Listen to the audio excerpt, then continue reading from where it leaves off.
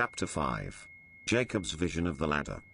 In the 28th chapter of Genesis, we are told that Isaac, after blessing his son Jacob, sent him to Paddan-aram, to take a daughter of Laban's, his mother's brother, to wife.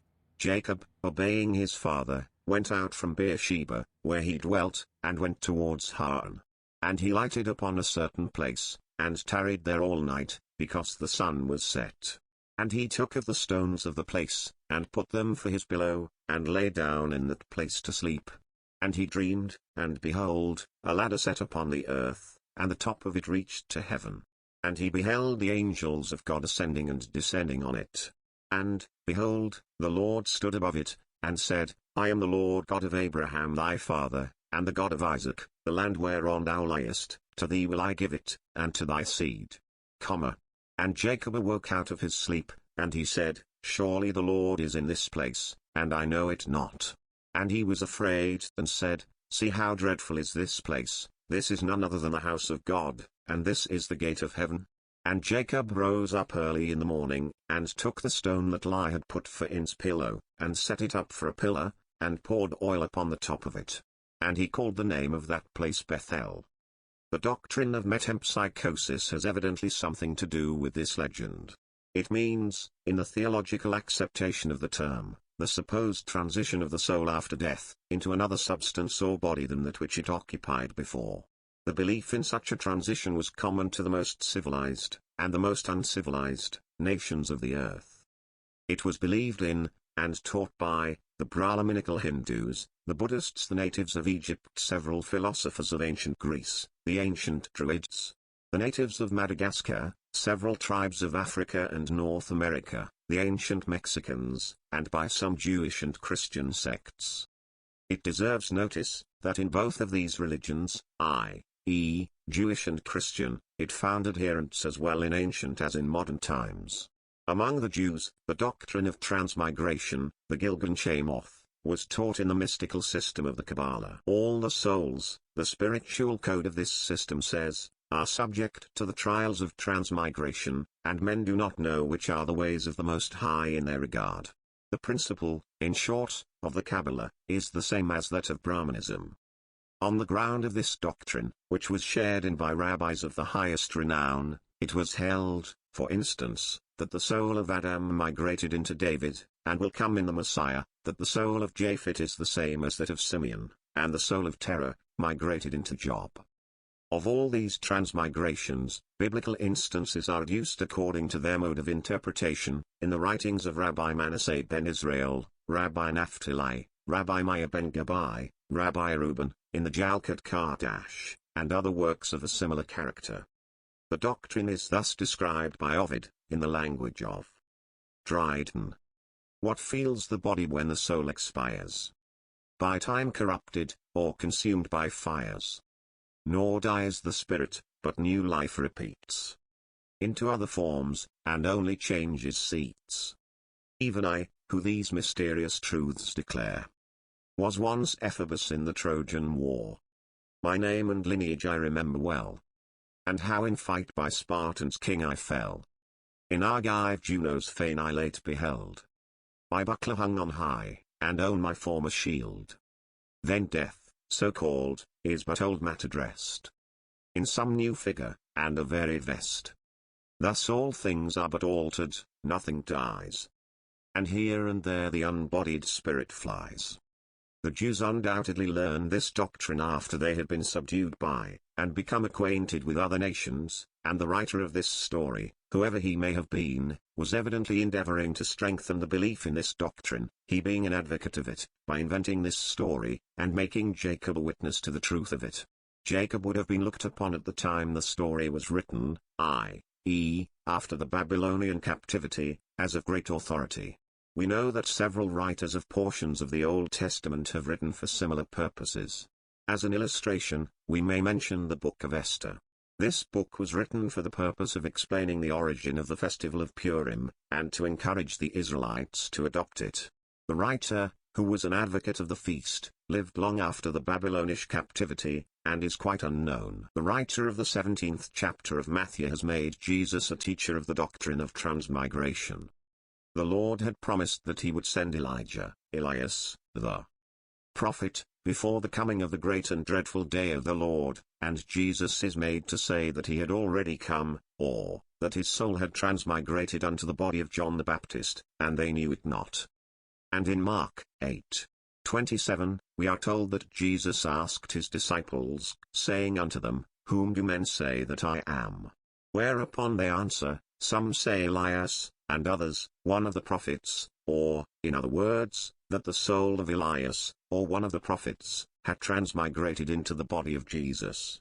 In John 9:1-2, we are told that Jesus and his disciples, seeing a man which was blind from his birth, the disciples asked him, saying, Master, who did sin, this man, in some former state, or his parents?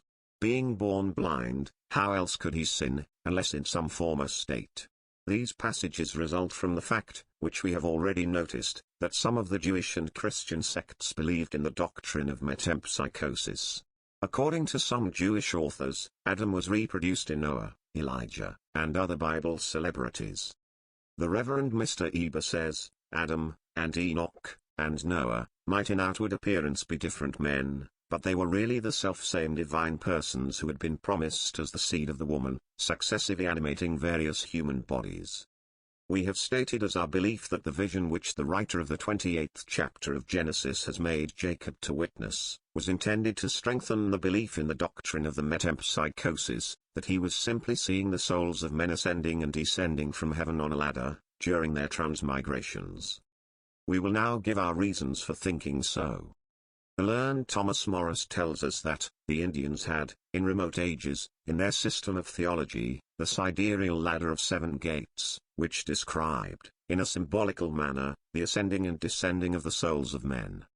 We are also informed by Origen that this descent, i.e., the descent of souls from heaven to enter into some body, was described in a symbolical manner, by a ladder which was represented as reaching from heaven to earth, and divided into 7 stages, at each of which was figured a gate. The 8th gate was at the top of the ladder, which belonged to the sphere of the celestial firmament. That souls dwell in the galaxy was a thought familiar to the Pythagoreans, who gave it on their master's word, that the souls that crowd there, descend and appear to men as dreams. The fancy of the Manichaeans also transferred pure souls to this column of light, whence they could come down to earth and again return. Paintings representing a scene of this kind may be seen in works of art illustrative of Indian mythology. Morris speaks of one, in which he says, the souls of men are represented as ascending and descending, on a ladder, according to the received opinion of the sidereal metempsychosis in Asia. Mons. Dupuy tells us that, among the mysterious pictures of the initiation, in the cave of the Persian god Mithras, there was exposed to the view the descent of the souls to the earth, and their return to heaven, through the 7 planetary spheres. And Count de Volney says, in the cave of Mithra was a ladder with 7 steps, representing the 7 spheres of the planets by means of which souls ascended and descended. This is precisely the ladder of Jacob's vision.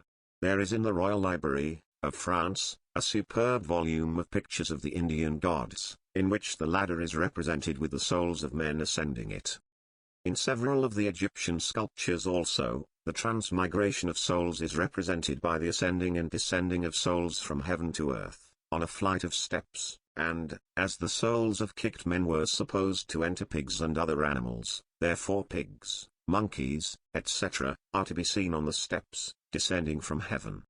And he dreamed, and behold a ladder set up on the earth, and the top of it reached to heaven, and behold the angels of God ascending and descending on it. These are the words of the sacred text. Can anything be more convincing? It continues thus, and Jacob awoke out of his sleep, and he was afraid, and said, This is none other but the house of God, and this is the gate of heaven. Here we have the gate of heaven, mentioned by Origen in describing the metempsychosis. According to the ancients, the top of this ladder was supposed to reach the throne of the Most High God. This corresponds exactly with the vision of Jacob. The ladder which he is made to see reached unto heaven, and the Lord stood above it. And Jacob rose up early in the morning, and took the stone that he had put for his pillow, and set it up for a pillar, and poured oil upon the top of it. This concluding portion to the story has evidently an allusion to phallic worship. There is scarcely a nation of antiquity which did not set up these stones, as emblems of the reproductive power of nature, and worship them. Dr. Rort, speaking of this, says, "Few forms of worship were so universal in ancient times as the homage paid to sacred stones.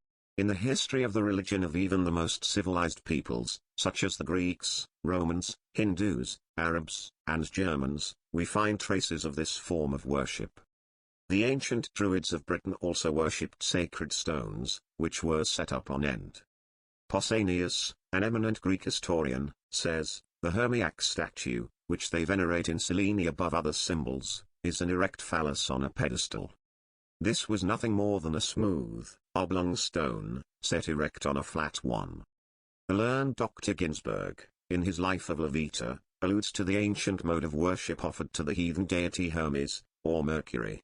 A Hermes, i.e., a stone, was frequently set up on the roadside, and each traveler, as he passed by, paid his homage to the deity by either throwing a stone on a heap, which was thus collected, or by anointing it. This Hermes was the symbol of phallus. Now, when we find that this form of worship was very prevalent among the Israelites, that these sacred stones which were set up, were called, by the heathen, Beth-el, which is not unlike Beth-el, and that they were anointed with oil, I think we have reasons for believing that the story of Jacob's setting up a stone, pouring oil upon it, and calling the place Beth-el, has evidently an allusion to phallic worship.